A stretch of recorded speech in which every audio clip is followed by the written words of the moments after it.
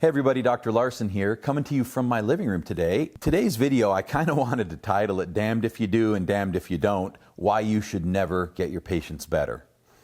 All right, so here's the deal. As acupuncturists, we all face this problem.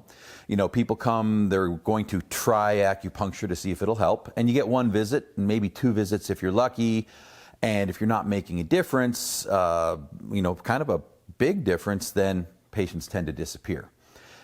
So you work super hard, you pull out miracles, you get them better, and that's wonderful, and then they disappear.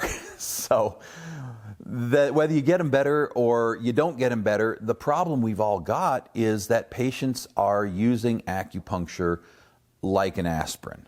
I'm going to take this pill and see if it helps my headache, and if it does, great, my headache's gone, and if it doesn't, great, I'm going to try something else.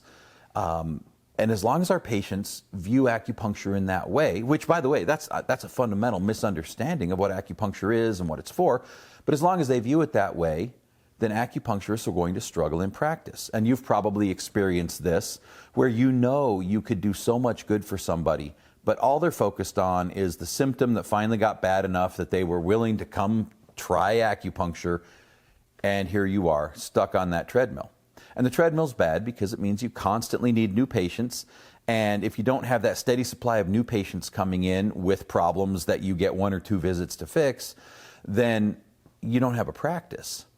And I think that frustration is amplified by the fact that it means constant marketing, constant beating the bushes trying to get new patients in, which honestly, none of us really love to do.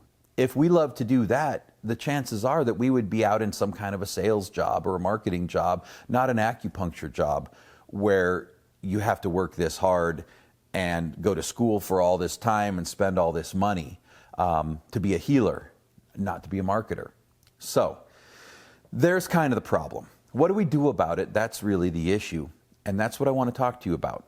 Fundamentally, I think there are a couple of things that patients need to understand, and it's up to you to make sure that they do understand these things. First and foremost, and I know I'm preaching to the choir, I know that you understand this, but I want to remind you that acupuncture is not about just getting rid of a symptom. There was a whole process that led up to the imbalances that finally got bad enough to manifest as symptoms. And there is a process of removing those imbalances, restoring health, restoring meridian integrity and flow so that everything can function better. And that process involves more than just working until the symptom's gone. The underlying issue may still be there, and it's just going to manifest again.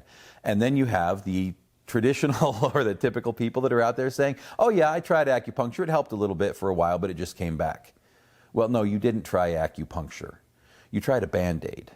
If you tried acupuncture, then you would have been educated by your acupuncturist about the process that led up to the problem and about the fundamental shifts and changes that have to be made to solve the problem.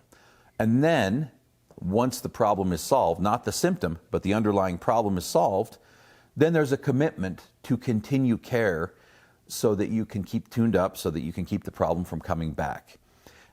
Owning your body is just like owning any other sophisticated piece of machinery. It requires maintenance.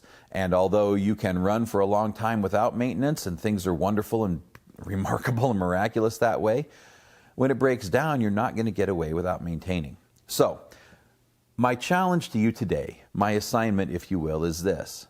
Rethink how you're talking to your patients about acupuncture and stop focusing on the symptoms as the focus. I realize that's what they come to you for, that's what's on their mind. Your job as a communicator is to change that focus from the symptoms as the focus to the symptoms as a byproduct of the real problem.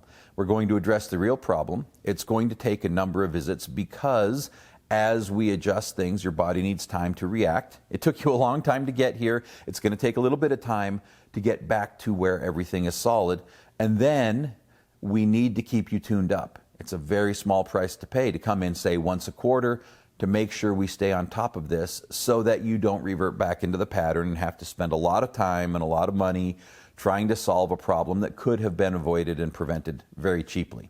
So, your assignment, think that way, speak that way, learn to address acupuncture that way so that you really can not only do your patients the good that they deserve, but you can change your practice into a practice where people come to you for maintenance care and for ongoing health, rather than for crisis care and get me out of pain.